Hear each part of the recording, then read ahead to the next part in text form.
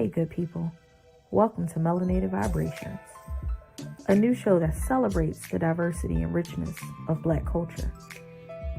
Join us as we delve into our individual mental health and overall mental health of our community. From the latest trends to the timeless coping mechanisms, we'll showcase the best of what it means to be mentally healthy. So sit back, relax, and get ready to feel the vibrations of Black excellence. Let's get started.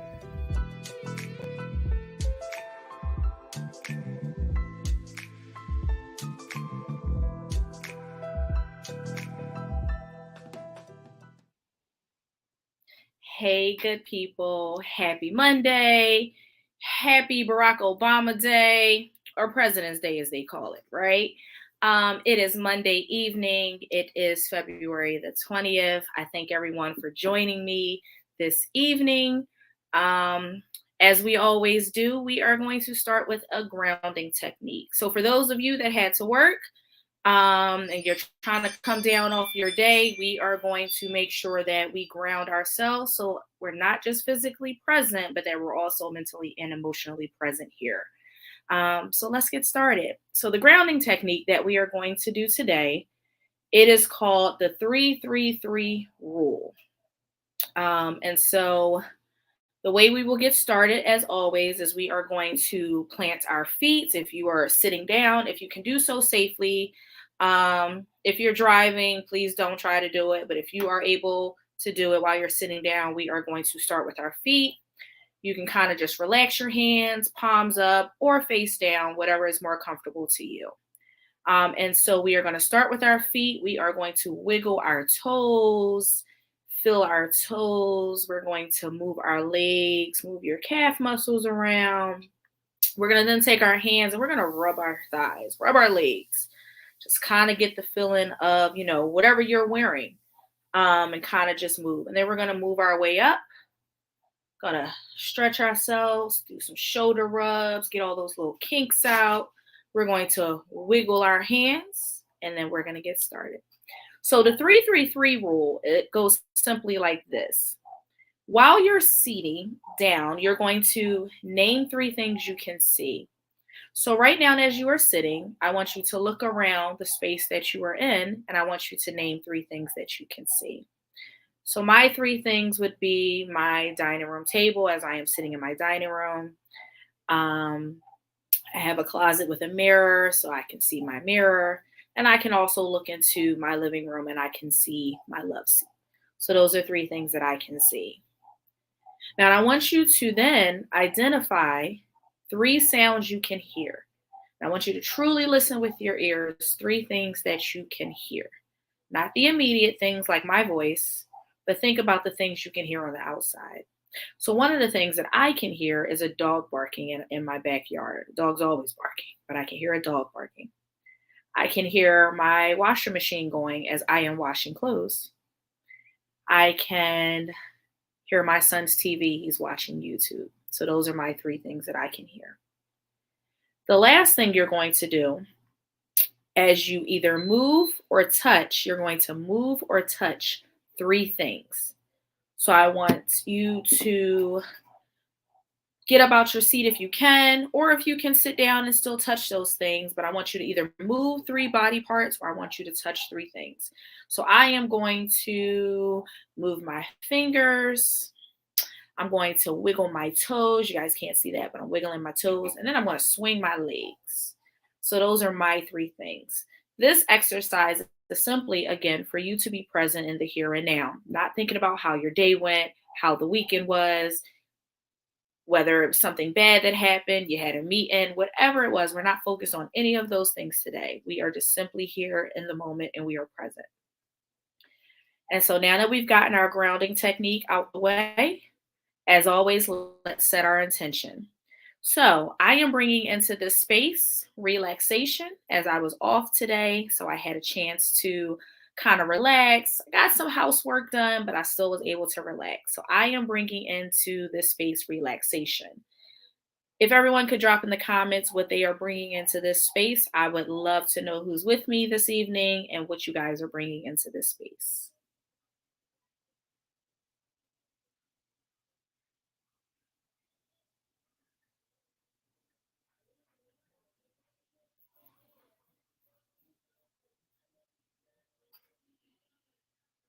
All right. And so we will get started with our good evening. Hello, beautiful. Hello, hello. Hi. Hey, Tiff. Thank you for sharing. Yes. Make sure y'all like and subscribe. Hey, Hannibal. Make sure you are sharing this podcast. Excitement. Yes. Calming. Peace. Positive thoughts. Yes. Love and honesty. All right. So we're going to do the person that I have chosen this evening is Big Sean. As many of you know, for those that know him, he is a rapper. These are the things that he had to say about mental health. So he says, after taking a year hiatus, Big Sean celebrated his 31st birthday by sharing exactly why he took that much needed time off to heal. He says, I've been meditating since I was 17 years old. That helps with anxiety, depression, and all them things. It wasn't doing it all the way for this, so I knew this required some special attention. He says, therapy became a game changer. I got a good therapist. I was blessed enough to talk to someone super spiritual. They made me realize one thing I was missing in my life. The one thing I was missing was clarity. When Big Sean, who was a public figure, he went public in 2019 with his struggles with depression, which he had been dealing with along with anxiety since he was a teenager. He hadn't intended to become an advocate for mental health awareness. It kind of just happened. He was simply tired of portraying that everything in his life was great when it wasn't. I was just being honest, he tells Essence magazine. I was just keeping it real because I was tired of not keeping it real. I was tired of pretending I was a machine and everything was cool and being politically correct or whatever. I was like, I just say how I feel. His revelation as a major star in hip hop was a brave one, though it helped spark conversations about how people coped when it came to their mental health, particularly Black men. Now he's taking things a step further in hopes of helping everyone better deal with mental illness. And he's doing so with the help of his mother, who is an educator, Myra Anderson. So that is my fun fact for mental health. Again, as many of you know, Big Sean is a rapper. He is a Black male. And so it's good to see that someone as big as Big Sean can openly admit that he struggles with some form of mental illness. And his is anxiety and depression, like many of us. So this evening, I have a special guest. We are going to talk about grief. So for all of those that are listening, if this is a trigger warning for you, I do want to let you know that the topic today will be grief. So I want to introduce my special guest. Her name is Vanessa Ingram. She also has her master's degree. Vanessa is a master level clinician, currently working towards hours for licensure. She has an extensive background in social work.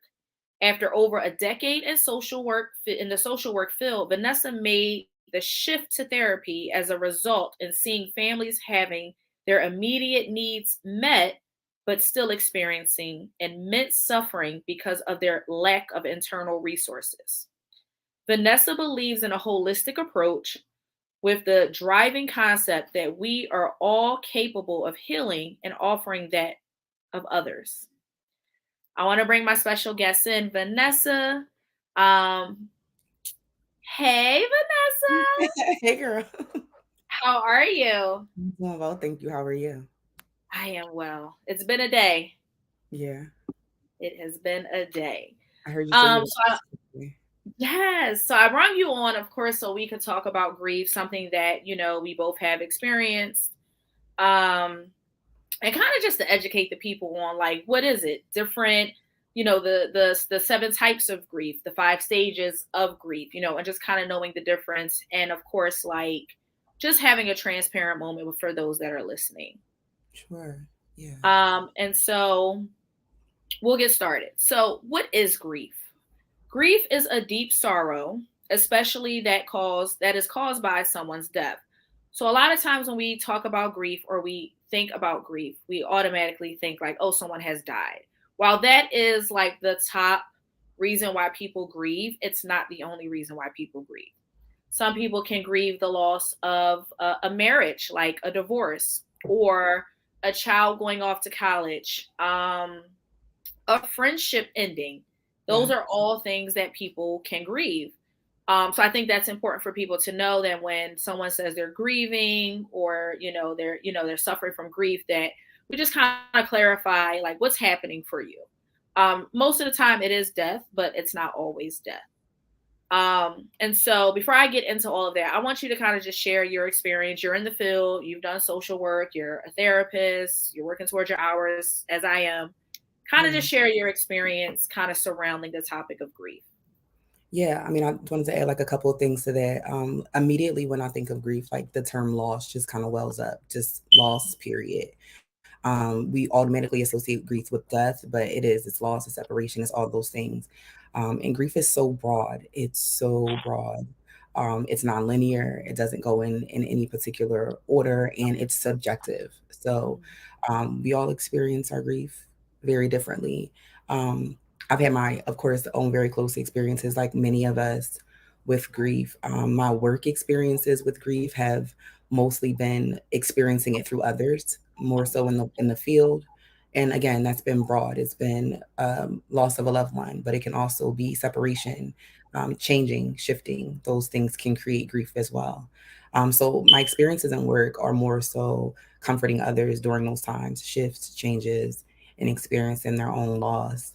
Um, and I know you and I talk extensively about our shared experience with loss. More recently, my experience was gotten really magnified. So I recently lost my mom about a year ago, and so that was really intense. It was weird because I have all this information, I have all this knowledge about grief, but when it was my turn to go through it, it was just kind of like throw the book away, you know? So I had to go through my own process. Some things that I learned worked, some things that I learned didn't work. And I had to figure that out on my own, how to navigate through that experience. And the best thing that you can do is just give yourself space and grace when that's happening. But yeah, just a Absolutely. little bit about my personal experience. Yeah. So I share, a personal experience as well, a similar experience. I lost my mom this year actually makes 10 years. I lost my dad first when I was 12, and then I lost my mom when I was around 25. It never gets easier. Like, I think that, people say like, oh, it's so cliche, right? People like, oh, it gets easier. It'll be better in time. That's not true. Like, time does not heal all wounds. Like, I think that those cliche things that people say, well, yes, I appreciate them in the moment, but like when you're in it, it's like, I ain't trying to hear that. Like you said, we went to school for this, right? Throw the book away. We're not trying to hear Yeah. none of that. Like, none of that And matters in that moment. grief is a part of life, right? Like it's the process. So one thing about grief is I like to say it's a unifying and universal experience, right? Like we have all experienced grief. That's one thing we can all identify as human beings that we've encountered, whether it be like you had to walk away from a job that you love dearly, but you knew you had to grow, right? Like that's loss, that's grief, or you lost somebody special to you. And that's from like a parent to a pet, right? Like that's grief. So it's a unifying experience. And yeah, we have guidelines. We're going to talk to you all about the stages of grief and different types of grief, but there are certainly more types of grief outside of the ones that we're going to identify tonight. And even with stages, we're going to give you 5, but then there's another theorist that says there's 7, right? You might have 10. And so, yeah, grief it's huge, it's broad. And so, um, I just want to offer something to the space if I can. I went to a training group, and I'm going to give them their credit because I take it everywhere. But the training group is called Institute for Family Professionals. Some of you may be familiar with it. They do free trainings in the city. And they do something called pads before they go into topics that could be triggering. And it's called predictions, acknowledgments, and disclaimers. And so we pad everything by just saying, hey, we predict that this is going to be a difficult conversation that's going to trigger a lot of people. We acknowledge that in the space, we're going to talk about things that are super duper difficult. And we want to give a disclaimer that, yes, if you need to take care of yourself, do all those things. I know Dom did that in her own way in the beginning, but I always like to offer it because when we're talking about grief, it could just go so many ways so quickly. So I'm hopeful that everybody is doing their due diligence to take care of themselves as you tune in tonight as well. Thank you for that. Because I ain't gonna hit everything. I ain't gonna get everything. So I appreciate that. You're absolutely right. Like when we talked about trauma last week, like trauma is just even talking about childhood trauma. Like we did, that was just even like the surface level of stuff. But even that may cause some triggering for some people. And of course, talking about grief for those of us that have experienced it more recently than others. Yeah, it's one of those things where it is universal. Like we're all going to experience it. We're all going to have our moments with it.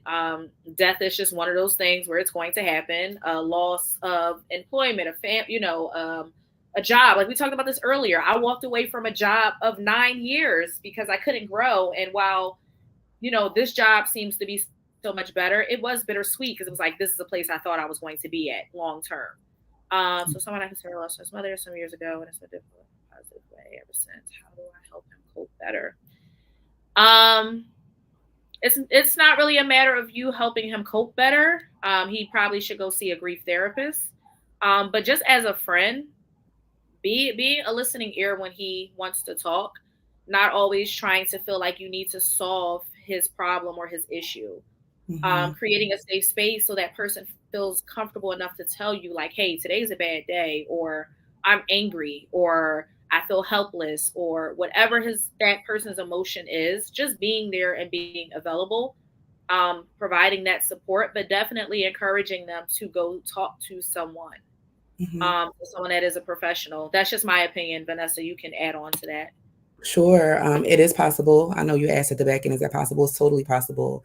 And so I don't know if we noted it to mention tonight, but one of the types of grief that a person can experience is prolonged grief, and another is complex grief. And so sometimes things just go on for so long that if it's unaddressed, like a wound, like, anything else that you leave festering, it just gets uglier, it gets nastier, and it gets worse. So yeah, this person, I encourage, the best thing you can do is encourage them to go talk to somebody that can help them process the grief, because the grief still has to be processed because it's coming out in probably a number of ways in their life, but to process it in a healthy way and to utilize skills. This person may already have coping skills to use, but just not know how to use them in the space of their grief.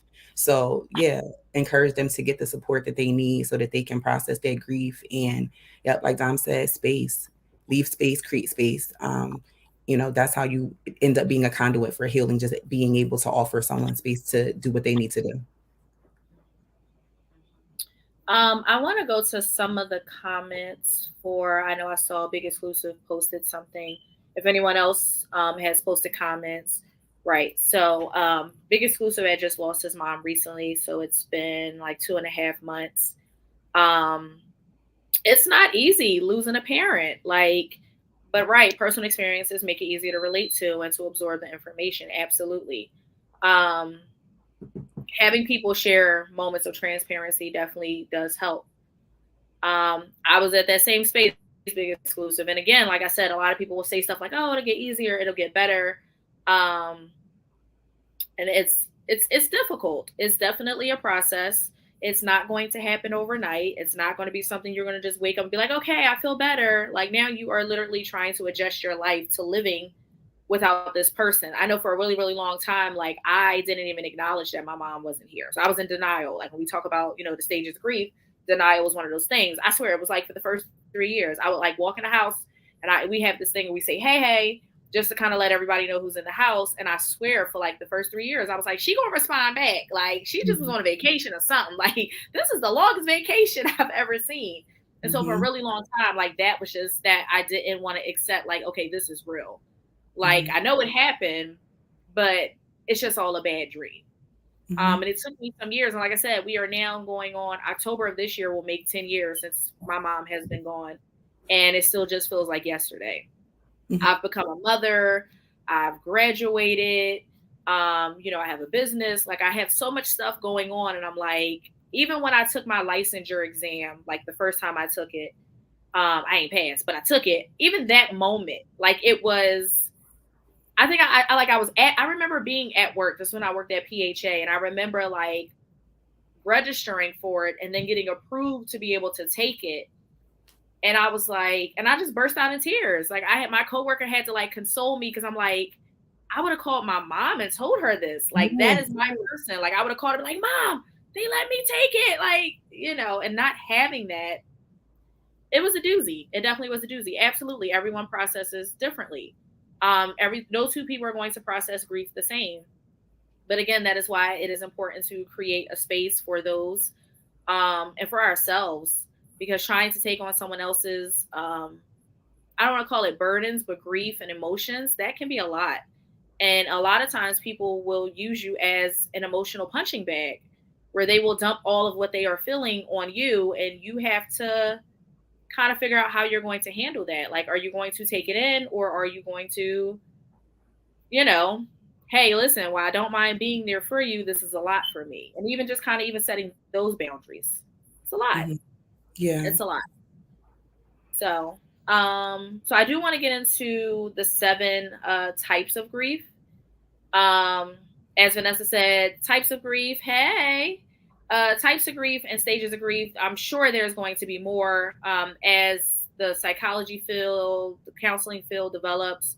We are going to begin to see more and more different types of grief. But this is what they say the 7 types of grief are. So you have normal grief is kind of what, we've already been talking about. Normal grief is just simply normal grief. You have your grieving period. You go through all the emotions. When you're going through those emotions, definitely feel them.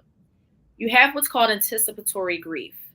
Anticipatory grief is a type of grief for a loss who know it's coming. So, for example, anticipatory grief may begin when a loved one is diagnosed with a terminal illness, or a dear friend announces that they are moving away. So I know for me, when my father passed away, unfortunately, from cancer. And so I want to say I felt like I was in this stage. Like, now that I sit back and I reflect on it, I think that we had already been anticipating, like, he has cancer. Like, they said he has 6 months to live. And so we started, grieving as if he was no longer here, because here's a person who went from being the strong working man, loving on my mama, loving on his kids, to like, I'm sitting here watching you die, like literally sitting here watching you die. Every day you're losing weight. You've lost your hair. You can't do anything for yourself. And so seeing that, I began to process kind of, or anticipate that, okay, he's like, as if he wasn't here and the man was still here. And so that's anticipatory grief. I'm not sure if anyone in the comments can relate. Not sure, Vanessa, if you can relate to that. But that is what anticipatory grief is. You are anticipating the loss of that person because you know it's coming, oftentimes as if that person is already gone. Mm-hmm. Then we have what's called disenfranchised grief. Disenfranchised grief happens after a loss that often that others don't see as valid. So if somebody passes away, like I want to use the example, I believe it was Phoenix that put it in the group about his friend's mother dying. If at any point he felt, a way about that, or he was going through the grief process, disenfranchised grief comes when people say things like, you didn't like that person, or they make you feel like you're not supposed to grieve that person because there was no direct connection. Right. Watching your best friend pass away. Jesus, I can't even imagine that. Except anticipating of mom passing, I prayed so hard for a miracle. Right. And then we'll get into that big exclusive, because that is what we call bargaining. That is one of the stages that is bargaining. So disenfranchised grief happens after a loss that others don't see as valid. For instance, people sometimes lack sympathy for death by suicide or accidental drug overdose, which may lead them to discount your grief. Another example is people not validating your feelings about the death of like a sibling, an ex, a coworker, or someone from who you were estranged at the time of passing. Instead, they may say things like you weren't that close or you didn't like that person, making it feel like you aren't supposed to grieve that person. So that is called disenfranchised grief.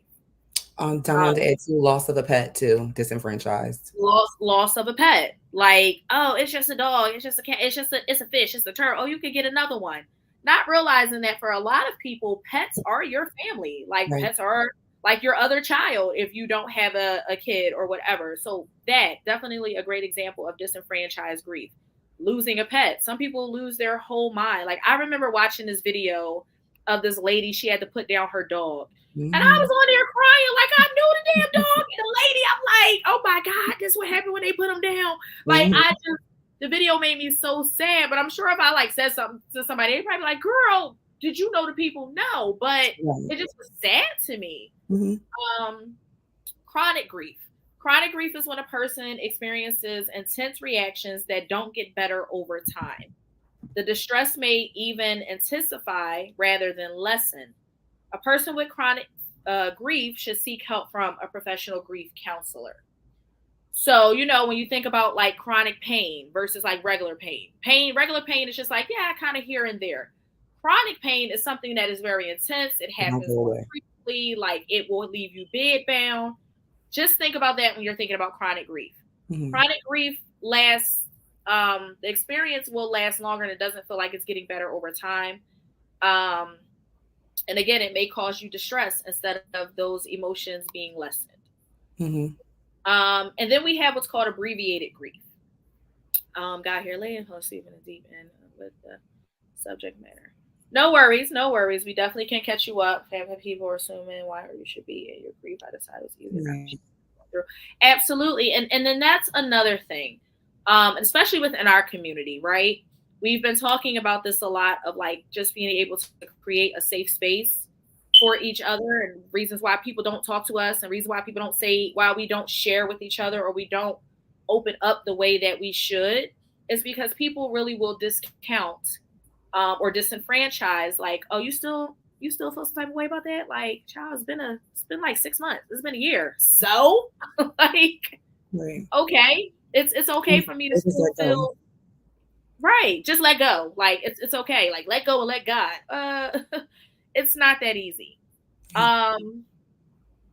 Abbreviated grief. Abbreviated grief passes quickly.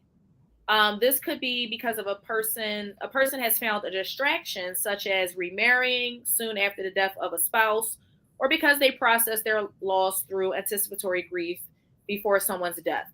So abbreviated grief is, like it says in the definition, abbreviated grief. It's a short process. Just absolutely big exclusive. And I'll get to that after I answer this because I'm sure we all can relate to that. But abbreviated grief, is when, you know, you quickly got over it because you found other things to do. Again, this also could be from anticipatory grief.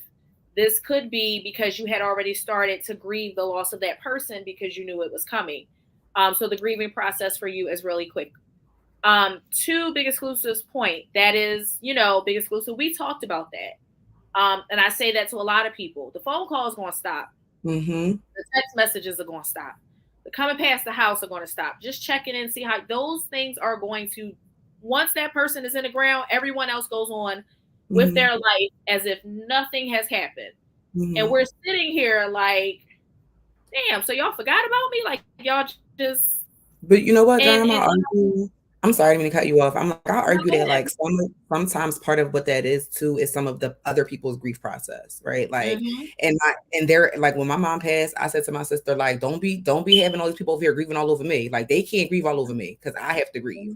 And so other people showing up a lot of times and like coming out the woodworks is like a lot of their grief. I know, like, my mom passed on a Sunday, literally stroke of midnight. It ended up, it was Saturday for us, but it was Sunday because the clock struck midnight. And I mean, before I don't even think we could tell nobody. Somebody made a Facebook collage, honey, and then a cousin hopped on a train. It was down here literally the next day. Like my sister and I didn't even have a chance to like leave the hospital, shower, rest, and was like here. But I also recognize like sometimes my level of self-awareness is like annoying because I'm like, I have empathy for people in spaces where I need to be checking for myself. But I also recognize in that moment that that family member, that was part of their grief, like wanting to be right where my mom was, right? Like in her space and her things. And unfortunately, you know, when people are grieving, it can be blind, right? The same way when people are angry when they grieve, the same way we might be like emotional when we grieve, you don't really recognize, it's difficult to recognize the things that are happening around you and consider other people and their grief.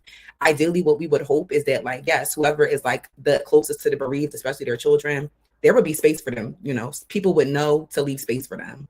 Unfortunately, what we find is that there's like a lot of kind of what seems like support, but it's a lot of grief. It's just complex grief. A lot of people in one space grieving, and then when it departs, people go into their own spaces and they grieve. So and a lot of some of the even like going and staying away, people don't know how to come back and say anything, because some of these people you haven't seen for years maybe, and their guilt and their grief showed up in this moment, and it's going back to do whatever it was doing before it came. So it's really loaded. It's really loaded. And I think so often we like get like laser focused when we're grieving, because we can only see like our pain, our suffering, our hurt. And it's really difficult to really even acknowledge the others that are around you that are also grieving. And then what's your responsibility, you know, in that space, right? To support yourself and to support others grieving around you, or if it is yours at all. Yep. To that point, right? That everyone is supposed to grieve the same way. That they are insensitive to someone else's process because they don't understand why they can't just get over it like them. That's absolutely a great point. We have to understand that everyone grieves differently. And so the same way we need time to grieve and to heal from whatever this loss is, when those phone calls stop and those text messages stop, that may be because that person is trying to process their own grief. God forbid they weren't on good terms with the person before they passed away. That guilt starts to kick in. The shoulda, coulda, wouldas. I shoulda just, you know, life short. All of those things that happen once people unfortunately pass away. And so I think that, you know, of course, when we're in it and we're in the moment, we don't think about those things. We don't think like, okay, maybe this person doesn't check in as much because maybe they're having a hard time with it. But you know, that's it is what it is. It's kind of one of those things where it's like, I'm gonna be honest. I'm gonna have a selfish moment. I don't want to think about how y'all grieving when I'm grieving. Like I just don't like, and I know that that's something that probably should, you know, come in my mind. Like, okay, maybe the phone calls and text messages have stopped because, you know, they're grieving too.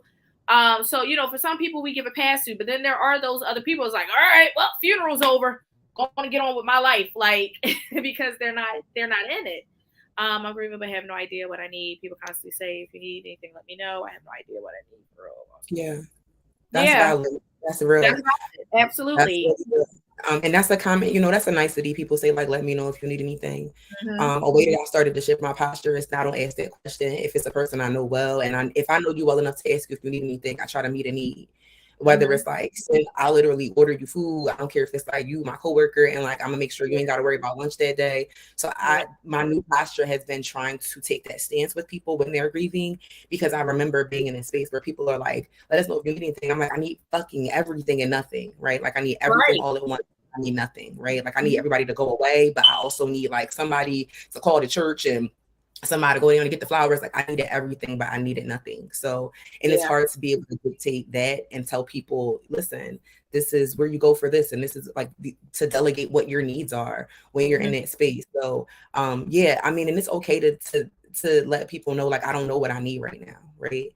And then just say like, whatever, even if it's an immediate something, like you're hungry, just tell them like, listen, it'll be good for you to just, you know, grab me a sandwich, right? And it's okay to speak up in those spaces. I know a lot of people who have difficulty asking for help don't ever want to tell people what it is I need, even when they're telling me, tell me what you need. And I might know, like I might be hungry, but like, I don't even want to overextend you because I'm not used to like doing that. No, utilize those moments, because when you need a break, that extra food is going to come in handy, or this person who you called on, who, you know, you spoke up for, is going to come in handy. So yeah. And I get that too. Yep. Can't find the words, don't know how to tell people what you need. You just, and that's a great example, Vanessa, of like even that, like if you know the person well enough to like send food, or you know, just even like I know for my mom, like I did the whole funeral by myself. I didn't have siblings to like help me out with planning my mom's funeral. So I kind of did everything. And so I wasn't sleeping. I wasn't eating. Because I was like, I just got to get this done. Like, it's got to be perfect. It's got to be done right. And I think that even after that, like I kept myself busy and I still didn't even know what it was that I needed. You're going to have those days, especially with such a recent loss that just happened for you last month. Right. What you really needed was your mom, but you couldn't say that. Right. Because that's honestly what we needed, right? That person that we lost is really what we needed, is that person that we know is not coming back. And it's so hard to like express that. Because in our minds, that's all we need. Like, I just need you to like wake me up out of this bad dream and this all be over. But like sending people food, offering to do the flowers or whatever it is. If you know that person well enough and that you know that they don't have help, even if it's just a listening ear, just like going over and just sitting, and just providing a space, providing a safe space for them to feel like they can just talk to you, cry in front of you, whatever it is, allowing them to have their moment. When we talk about reading the room, that's a great time to read the room. So, and if there's people that are close to you, I just wanted to add this last part, Dom. Like, if you get an opportunity to gatekeep, be a gatekeeper. Like in those moments for people, like there's going to be a lot of things, especially around like funeral planning time, or people who don't recognize your grief or don't honor your grief. So, do your best to surround yourself with people that are going to cover you and care for you. And I know that's difficult because it's hard to dictate who comes in and out during those times, but you get to choose who you want around you. And so you can choose people who are going to pour into you in those moments and who are going to show up and just do and not ask questions that you can't answer. Absolutely. So then the next form of grief we have is traumatic grief. Traumatic grief is losing a loved one in a horrible, unexpected way, such as due to violence. It can result in a heightened emotional response. The distress from traumatic grief may cause someone to be unable to function as usual. So that is traumatic grief. To that point, I'm sure, unfortunately, there are a lot of families, a lot of Black and brown families at that are suffering from traumatic grief, losing someone to, unfortunately, gun violence. The amount of gun violence in this city is absolutely ridiculous. I'm good. Yeah. And even that, like, we'll get into that as well. Like those stages of grief, kind of like what it looks like, but what it feels like, saying things like that, like, I'm okay, I'm fine, I'm good. You're not. But I also understand that it depends on who the person is. Like, do I feel safe and comfortable to even tell you really how I feel in this moment? Because some people really just don't feel safe and comfortable having that conversation. Yeah. And then the last one is absent grief. So if it looks like someone is not grieving, this could be absent grief. Absent grief sometimes occurs when a death is sudden and the person is still in shock or denial. Or if a caretaker is busy making plans for a memorial and dealing with paperwork, they may be able to distract themselves for a while. So to my point of like me not being able to eat, me not being able to sleep, me just like planning. This was me for a minute, that absent grief, where I guess I just wasn't breaking down, crying the way people thought. They're like, this is your mom. Like, this your ace boom goon. Oh, you right. That's my dog. But I got to plan his funeral. And people are like, and my aunt and her sister. And I think for me, it was a lot because one of my aunts had passed away 6 weeks prior to the date that my mom passed away. So we literally had 2 funerals in a 2-month span. And so for me, I just felt like I went into like overdrive and pilot mode. It was just like, no, but I got to get this done. I got to pick out the casket. I got to get the flowers. Where we going to have it at? Who going to do the eulogy? Who going to sing the songs? Like, just things that is like, I never actually took the moment to like sit in it and grieve, because it was like I needed to keep myself busy. And a lot of us do that. A lot of us in the moment when, something happens, again, a death, a divorce, a child going away to college, whatever it is that we're grieving, we find ways to keep ourselves busy that we never actually sit in it. And I'm not saying that you have to sit in it and stay in it. Absolutely not. At some point, pull yourself up by your bootstraps and figure out like how life is going to go on from here. But in that moment, have your moment. And I think a lot of times we don't. We just try to push past it, try to keep ourselves busy. They give you these days off at work. Like you get like 3 days if it's somebody close or whatever. Wow. Mm-hmm. I can't even imagine it. Jesus. Mm-hmm. Mm-hmm. My heart and my condolences to you. I'm not sure how long ago this Mm-hmm. was, but if you are not seeking therapy, if you know, please try to find a grief counselor, someone that you can Mm-hmm. talk to, because that's a lot. That is a lot, but that's also like a natural response, right? Like no matter how the person passes away, whether it's murder, whether it's illness. Like I said, my father passed away from cancer. My mom died from heart disease. Um, Saying I'm good, like I'm fine, I don't need nothing, I'm this, I'm that. You're not.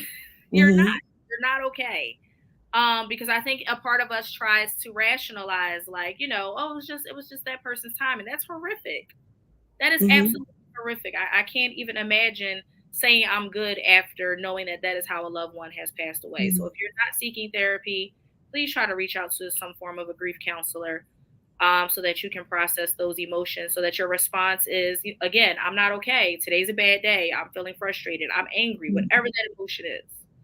Um, And but for me, I'm sorry, Dom. I'm like, I go feel ahead. like No, I no, need no, no, go ahead. to. We also talked about like like what traumatized grief is, right? Like when you lose people violently, those are traumatizing experiences. So you're also going to experience trauma responses. And so part of those trauma responses sometimes it's like walling off, right? Like having to be, yeah, there you go, absent grief, right? And then so I wanted to add too, because you can experience several kinds of grief at once, right? That's called complex grief. Like when you have a traumatized grief, but your experience is absent, or it might be prolonged, right? It can happen. So all these things we're given these definitions, and you can experience them. They're not exclusive. You can experience them together, and so it just makes it again all the more just suffering, all the more heavy for your suffering. But yeah, it was one other thing I wanted to say when you were talking, Tom. Damn, I wrote it down. Oh, somebody made a comment that said grief is love with no place to go. We missed it. And I think that was a really profound quote Yeah. um that I saw, because yeah, one of the things I said earlier was like, yeah, where does it go? Right? Grief is love, but no place to go, for sure. It's that, what do you do with those feelings? Because now they're just unrest. They're somewhere. You got to put them somewhere. Um, Yeah, I lost one of my train of thoughts, but it's okay. Keep talking, it'll come back. Child, this is what happens after 30. Um, Girl. so I want to move to the 5 stages of grief. Like Vanessa said in the beginning, these are the 5 that, most we talk about. Some theorists say there's 7. Who knows? In 2, 3, 4, or 5 years from now, there may be more. So the most common ones that we know about is denial. Denial is the first of the 5 stages of grief. It helps us to survive the loss. In this stage, the world becomes meaningless and overwhelming. Life makes no sense. We are in a state of shock and denial. We go numb. We wonder how we can go on, if we can go on, and why should we go on. And this is what denial can look like. Denial can look like avoidance, keeping busy all the time, thinking or saying, I'm fine or it's fine. We suppress it and put it on the shelf. Absolutely. Absolutely, Tyreka. Absolutely.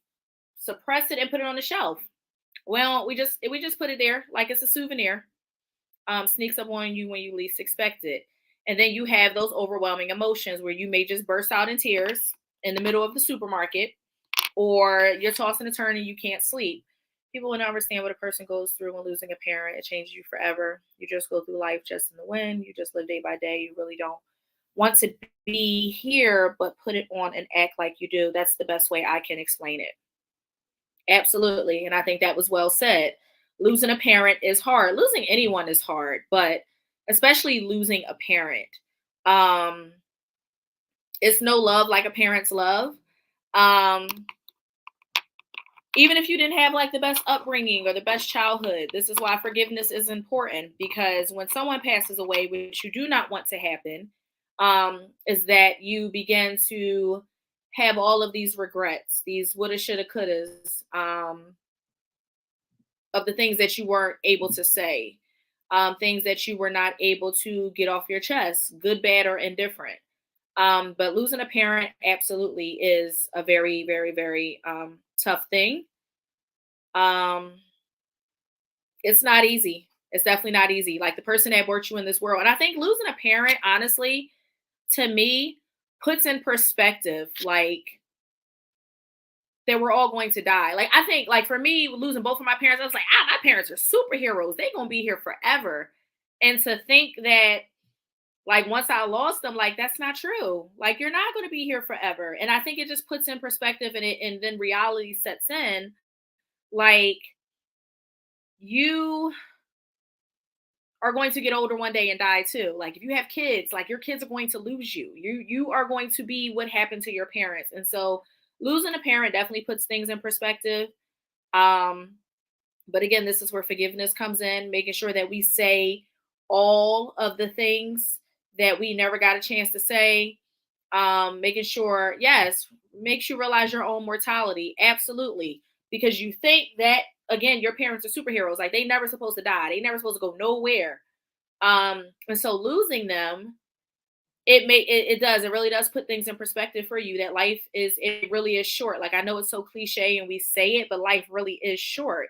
And having to deal with that, like I said, even at this grown age, there are still times where I'm like, I want to call my mom and tell my mom this. I want to call my mom and tell my mom that, or I want to call my dad. Like, the idea of, like, one day I plan on getting married, hopefully, if that's what God has in the cards for me. And I always think, like, well, who gonna walk me down the aisle? Like, my dad is supposed to give me away. And so those are things that you realize once you lose your parent, that, like, things become real. Like, I have a son, and he's never met his grandmother. After losing a parent, it makes it hard for you to get close to people you care about. Yep. Exactly. Feeling that level of pain. Again, nobody wants to feel that level of pain. Mm-hmm. Losing a parent, losing someone that close to you, you realize, like, I don't want to get close to people because I don't want to go through this all over again. But I would say a caveat to that is, God created us to be with each other. He created us to love each other and to be with each other. And as hard as it may be, losing someone that close to you, try to give it a chance.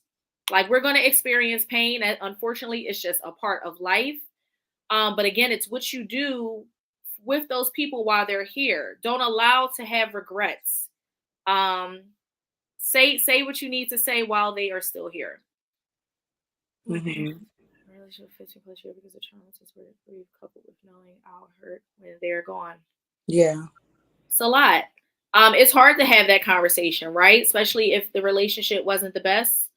But what I will say is, what you don't want to happen, Luke, is that when they are gone, you have regrets, and you are regretting the things that you were not able to say while they were here, because that is a whole monster in itself.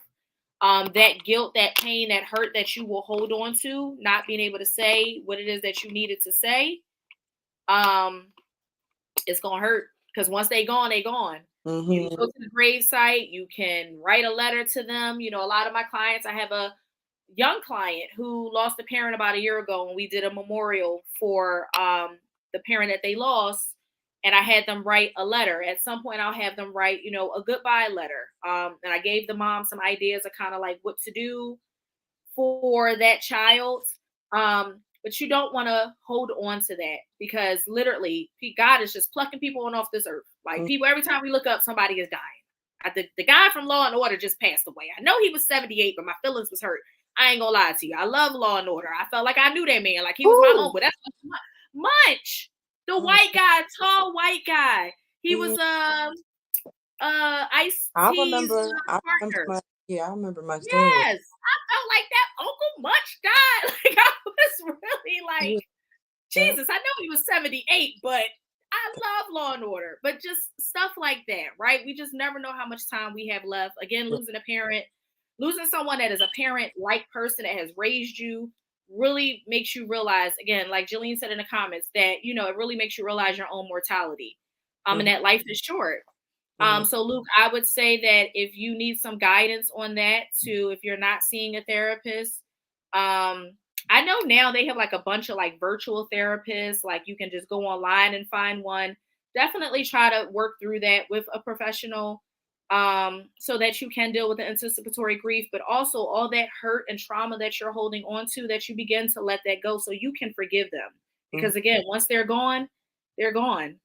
And you can't have those conversations that you would want to have with them.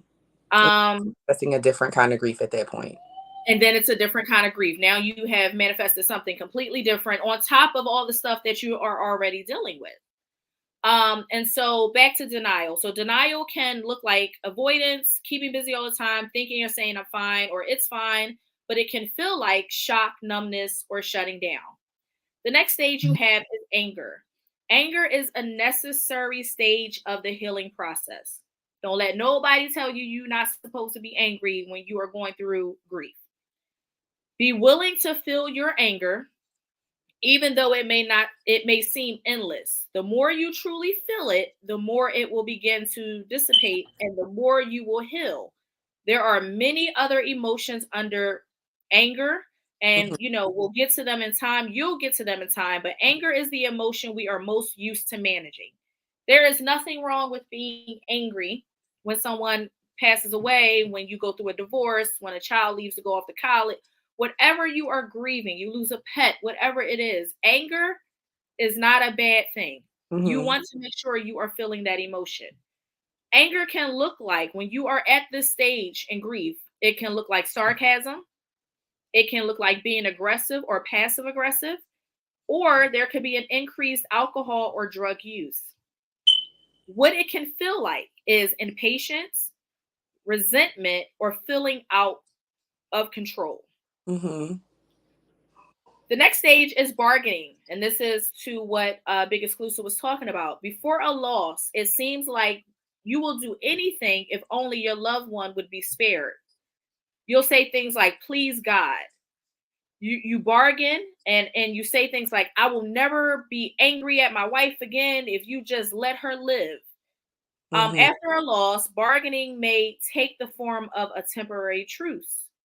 What if I devote the rest of my life to helping others?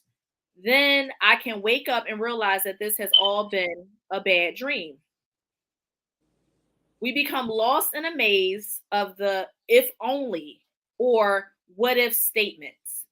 So when we are in the stage of bargaining, we begin to bargain. We try to reason with God or whoever we serve, or the lack thereof, with life, the universe, whatever it is, what's your vice. We begin to bargain like, God, if you spare this person, or if you, and I even remember like the day my mother passed away, because I had just lost my aunt 6 weeks ago when the paramedics was here and they were trying to like do CPR. And I remember like they kicked me out the room, and I remember going in my room, getting on my knees and praying like, God, please don't take my mother. I remember that. So like, I remember saying that like, God, please, like, I just lost my aunt. Like, please, God, let her pull through. Like, I remember like bargaining with God, like, God, please don't do this. Like, whatever it is I need to do, but don't take her. So I remember that stage. Bargaining can look like overthinking or worrying, perfectionism, thinking or saying I should have, or if only. Or it can feel like guilt, blame, fear, and anxiety. So that is kind of what bargaining looks like. Yeah. Depression. After bargaining, our attention moves squarely into the present. Empty feelings present themselves, and grief enters our lives on a deeper level, deeper than we ever imagined. This depressive stage feels as if it will last forever. But like I said, the first episode to you guys, it is important to understand that this depression is not a sign of mental illness. So there is a difference between mental health and mental illness. Right. When someone passes away, you may feel depressed. That is a feeling.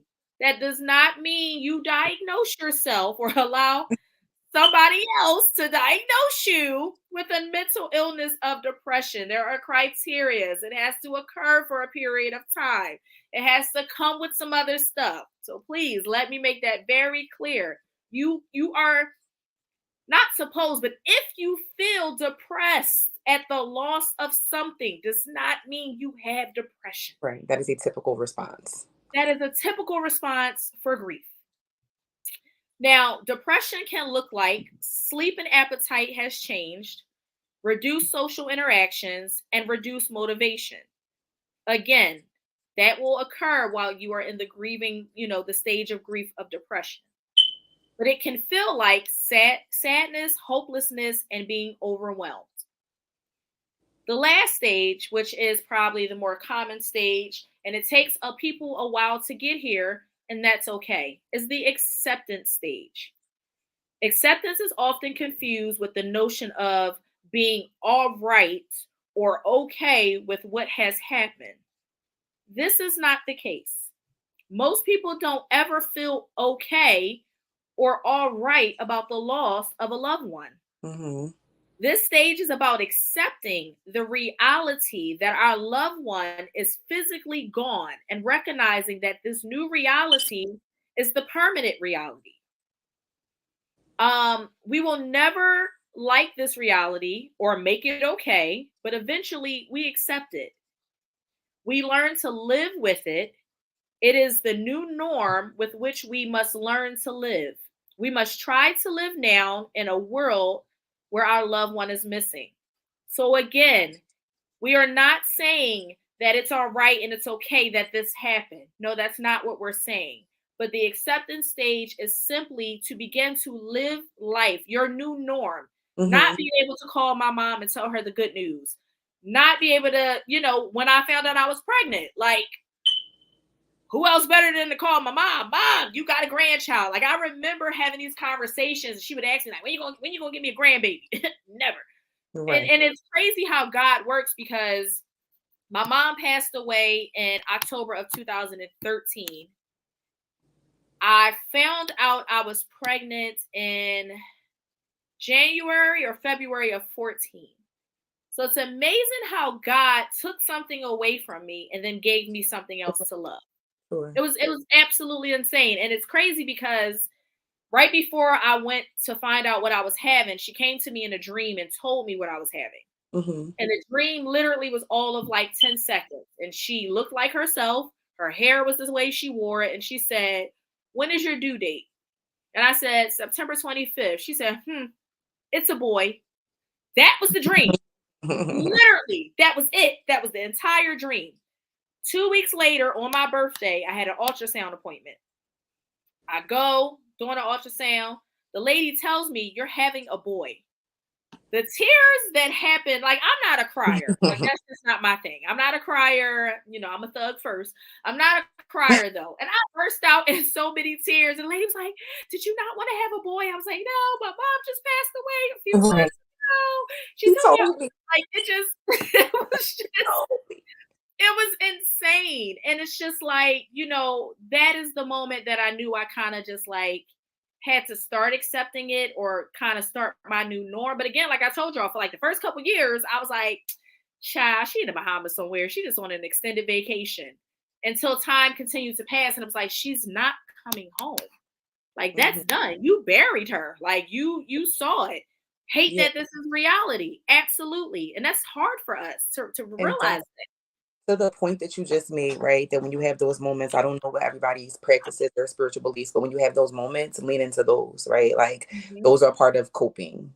Like, you can utilize those moments as part of coping. I know we haven't gotten to coping just yet, but those are moments that you utilize when you're coping, right? Sometimes for people it's confirmation. Sometimes it's just comfort.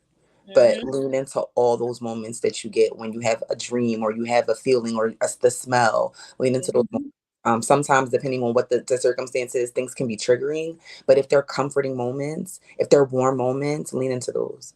I just wanted to add one thing. I don't know if this was on the list of things to say, because one of my favorite things to let people know about the stages of grief and like to really drive it home is that they're non-linear. They're non-linear, meaning you don't go through these in order. We will give order, but you do not always go through these in order.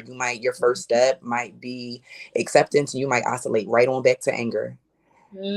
They are not linear. They do not go in order, and there's no defined. There's a time limit that lasts where it becomes complex or chronic if it goes beyond a certain time. But you can cycle through these during the process of your grief. All of them go back and forth and back and forth and back and forth until you complete your grief process, and only you know when that grief process is complete. I think that's an important part. I think that when we talk about these stages, absolutely, you're going to keep coming back to anger. we talk about these stages. That does not necessarily mean they have to go in order. They, like you said, they're not linear. You can go from acceptance to anger to bargaining or start with bargaining, and it just kind of, it doesn't matter what level they go, but the timing, like you said, the time frame of them. Mm-hmm. Anything that is longer than the expected time, I think it's like a year, it then becomes like chronic or complex grief. Mm-hmm. Anger is a big one. And I'm gonna be honest, as spiritual as I was raised, my dad was a pastor. I'm a PK. My dad's whole side of the family was in the church. I was mad with God for a long time. Like, all these other people out here, God, like, square up. Like, I wanted to fight. Like, all these people out here, all these bad people out here doing stuff. You had to take my mother. Like, I was mad. Like, stop going to church. Don't talk to me about God. Don't read me no scripture. Leave me the hell alone. I don't want to listen to your Londa Adams. Nobody. No Marvin Sapp. Leave me alone. The whole gospel experience. Cut it out. Right. Don't ask me nothing about the Bible. I don't know not one scripture. Knew all of them. Don't ask me nothing. I was so mad. It'll do it. Yep. Yeah. I was so mad. I was so angry. Like, all these bad people out here in the world, people killing people, raping kids, doing this, that, and the third. You gonna take my mother? I said, God, you know what?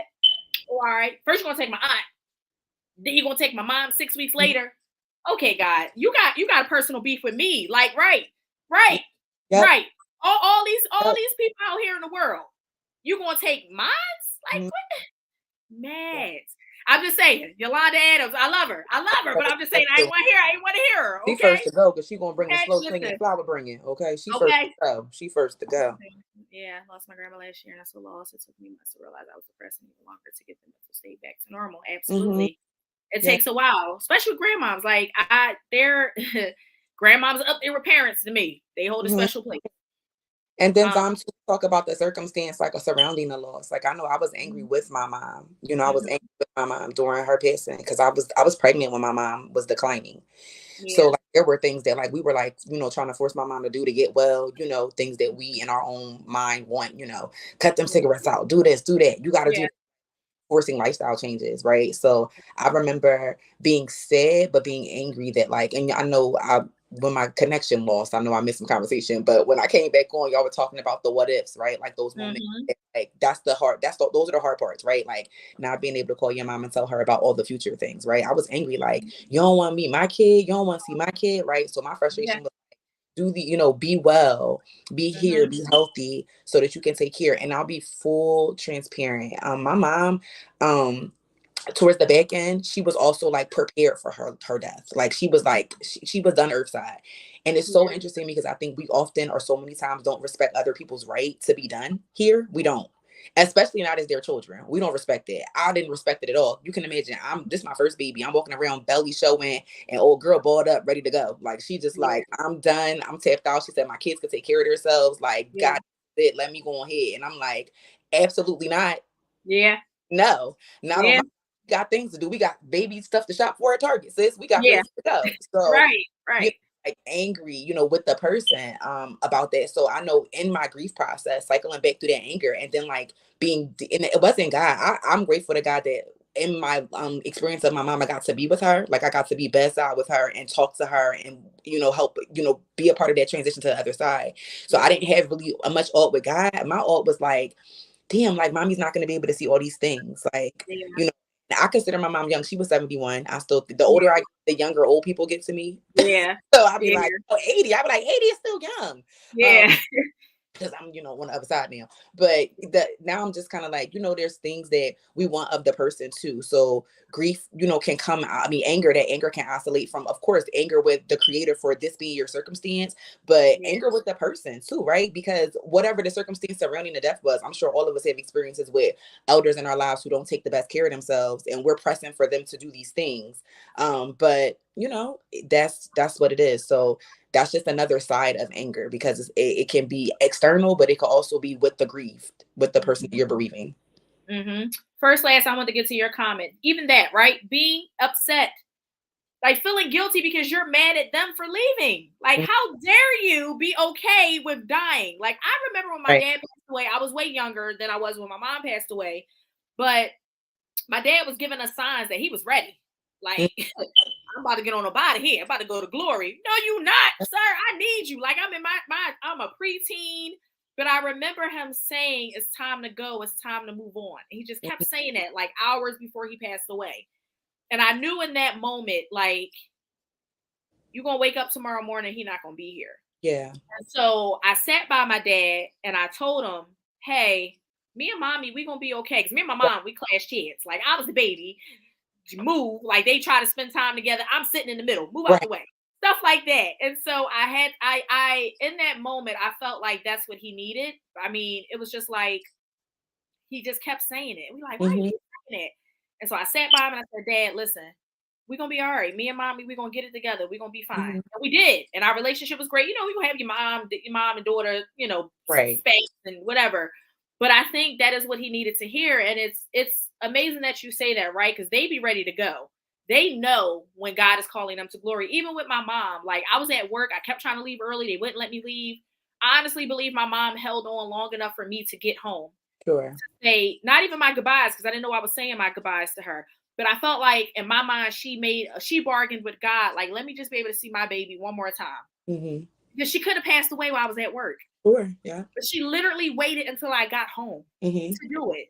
And so even that, now I reflect back, like, once I wasn't mad at God no more, I reflect back on that and I was like, that was nothing but God's grace. Even when we don't deserve it, it was nothing but God's grace to allow me to be able to see her that last time before he took her from me. And so I always say I'm so grateful for that moment to be able to say or see her. You know, I didn't get a chance to say everything that I needed to say.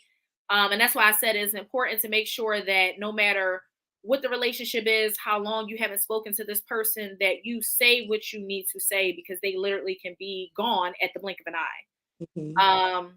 And now you just stuck again, like you said, processing those other different levels of grief, right? On top of whatever else you were holding on to. Unresolved grief. Now you have unresolved. You did not get a chance to say what it is that you needed to say, even if it was, I don't like the way you raised me, or you hurt me, or you whatever it was. It's important for us to get those things out, because once they're gone, they're gone. Now we sit here writing in journals, holding on to stuff, angry at everybody, mad at the world. And now that is now affecting our interpersonal relationships and how we relationship with other people, because we're holding on to stuff that we should have got out.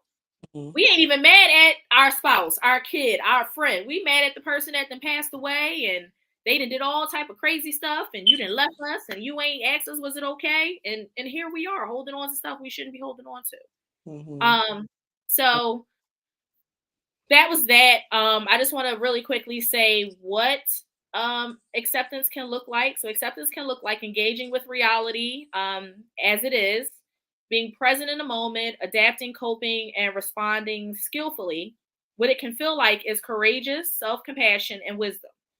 And so that is kind of what it can look like once you get to that stage of acceptance. Again, like Vanessa made it very clear, it's not linear. It's not going to just be one. First is going to be this, then this. No. You can start at the bottom. You can start at the middle. You can start at the top. And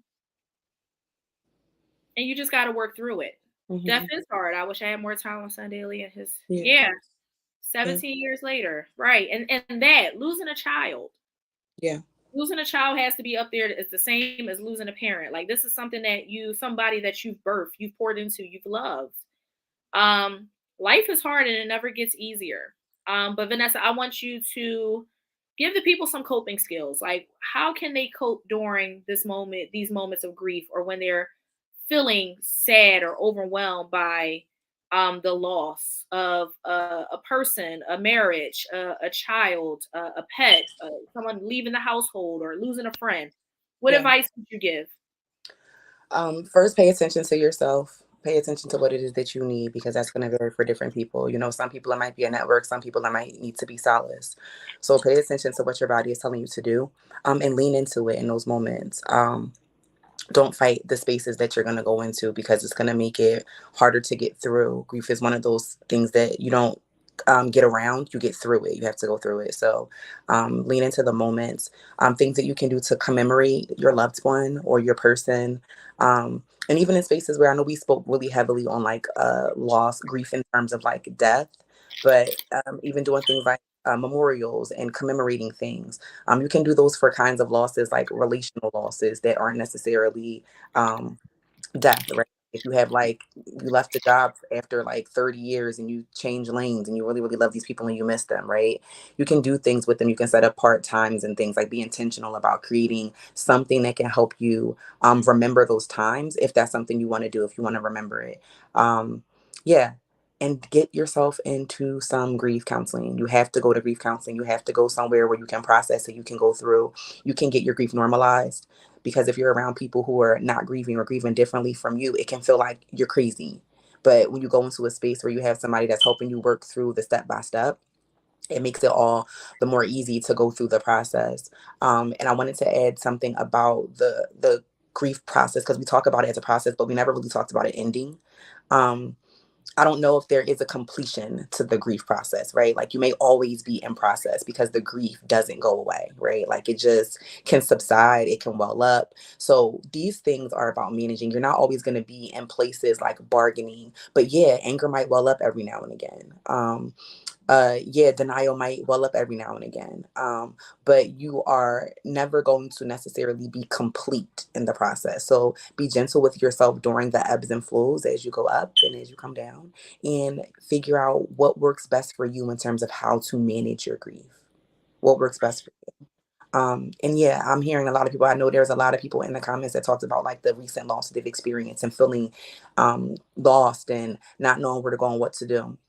These are the moments you go through, right? Like you're in the press, you're in the eye of the storm. So there is not much for there may be no place for you to go, but to be where you are and to sit with this. So again, you take care of yourself the best way you know how, by surrounding yourself with people who you know have your best interest at heart, because you need gatekeepers in those moments.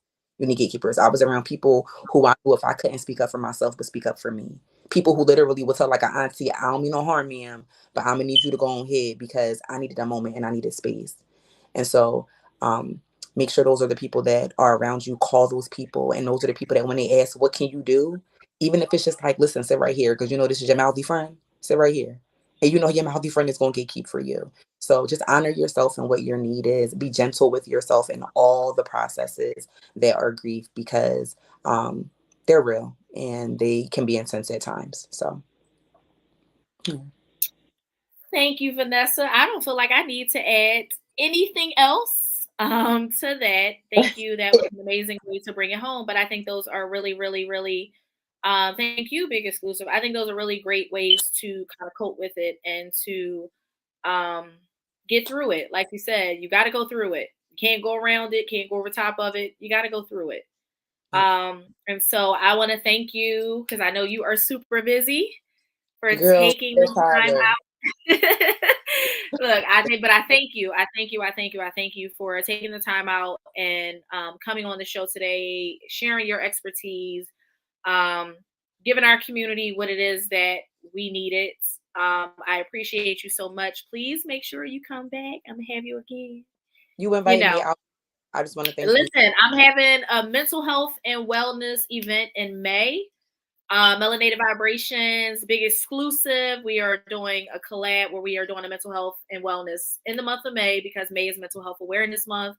And I definitely would love for you to come and sit on the panel, to be able to talk to these great people, so we can really, really, really make sure that we are touching the people that look like us.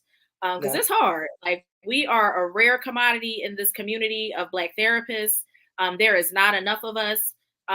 But you know what? We're going to change that. We're going to learn to start changing the narrative. We are going to start pushing for, when people are going to school, hey, we need you. We need people that look like you, that want to come out here, that want to help people that look like you as well. And so I thank you for coming on to the show. You have a permanent invitation to come on anytime. We could talk whatever we need to talk.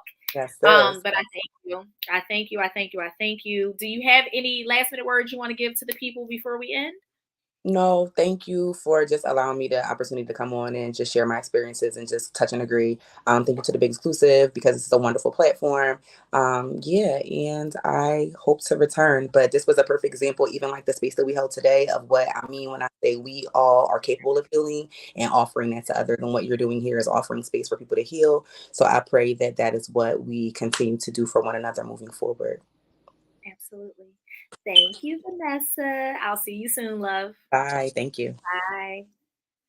All right, guys, it's that time. I want to thank everyone for joining us. Definitely a great conversation tonight. I know grief is not easy.